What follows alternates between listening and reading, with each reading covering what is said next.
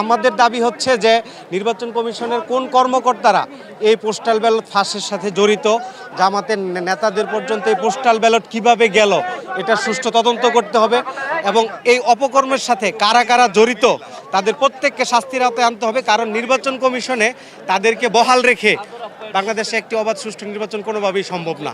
Postal ballot প্রথমবারের মতো বাংলাদেশ নির্বাচন কমিশন জাতীয় নির্বাচনে সংযুক্ত করেছে এবং এটা বাংলাদেশের সাধারণ মানুষের, বিশেষ করে যারা প্রবাসী, যারা আমাদের অর্থনীতি চাকাকে সচল রাখে, ওদের কাছে এটা অনেক প্রত্যাশিত এবং আকাঙ্ক্ষিত একটা বিষয় যে পোস্টালের মাধ্যমে তারা দেশে না থেকেও বিদেশে যেখানে তারা উপার্জন করছে সেখানেও থেকে তারা জাতীয় নির্বাচনে তাদের মতামত প্রকাশ করবে, তারা ভোট প্রদান করবে।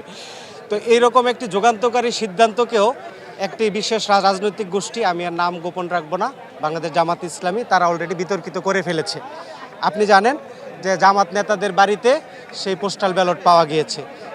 যেই পোস্টাল ব্যালট পোস্টের মাধ্যমে বিদেশে যাওয়ার কথা, সেইখানে শ্রমজীবীরা, বাংলাদেশের শ্রমজীবীরা সেইখানে ভোট প্রদান করবে, সেটা আবার পোস্টের মাধ্যমে নির্বাচন কমিশনে আসবে, তারপরে তারা ভোটের হিসাব নিকাশ করবে। আপনি দেখবেন যে এই ধরনের শত শত পোস্টাল ব্যালট জামাত নেতাদের বাসায় এবং তাদের সিল মারাও সেইখানে শেষ। এখন তারা বলতেছে যে সেটা শুধু স্ক্যান করে হিসাব নিকাশ করতে। তো আমাদের দাবি হচ্ছে যে নির্বাচন কমিশনের কোন কর্মকর্তারা এই পোস্টাল ব্যালট ফাঁসের সাথে জড়িত, জামাতের নেতাদের পর্যন্ত এই পোস্টাল ব্যালট কিভাবে গেল এটা সুষ্ঠু তদন্ত করতে হবে এবং এই অপকর্মের সাথে কারা কারা জড়িত তাদের প্রত্যেককে শাস্তির আওতায় আনতে হবে। কারণ নির্বাচন কমিশনে তাদেরকে বহাল রেখে বাংলাদেশে একটি অবাধ সুষ্ঠু নির্বাচন কোনোভাবেই সম্ভব না। এক্সট্রিম মশার কয়েল প্ল্যান্ট ফাইবার দিয়ে তৈরি, তাই সহজে ভাঙে না, সুগন্ধিযুক্ত ও নিরবিচ্ছিন্নভাবে জ্বলে। ডেঙ্গু, চিকুনগুনিয়া বাহি সহ যে কোনো মশার বিরুদ্ধে দেয় এক্সট্রিম সুরক্ষা। আপনি সেটা আমার সাথে একমত হবেন যে যারা পোস্টাল ব্যালট জামাত নেতাদের হাতে দিয়ে দেয়, তাদের বাসায় পোস্টাল ব্যালট পাওয়া যায়, সেই কর্মকর্তারা যদি নির্বাচন কমিশনে নির্বাচন পর্যন্ত দায়িত্বে বহাল থাকে, তাইলে আসলে এত আমাদের 17 বছরের সেই রক্তদান, এই বিসর্জন, এই আত্মত্যাগ সব কিছুই বিফলে যাবে। সেটা হাসিনার আমলের একটা সাজানো নির্বাচনের মতোই বলা চলবে।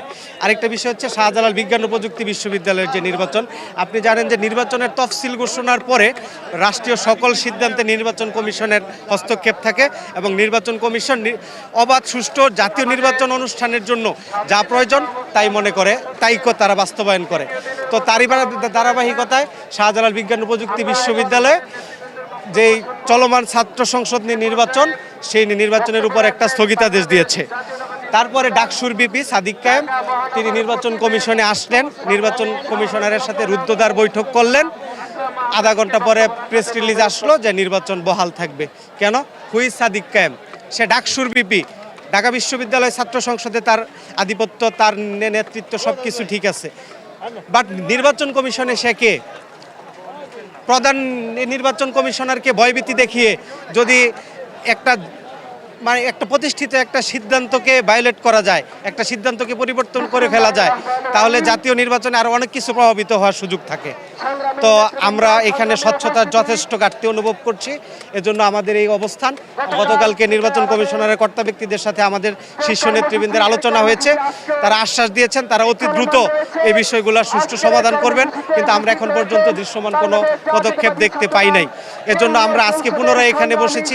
আজকের মধ্যেও যদি এগুলা সঠিক সমাধান না হয়, আমাদের এই অবস্থান কর্মসূচি চলমান থাকবে।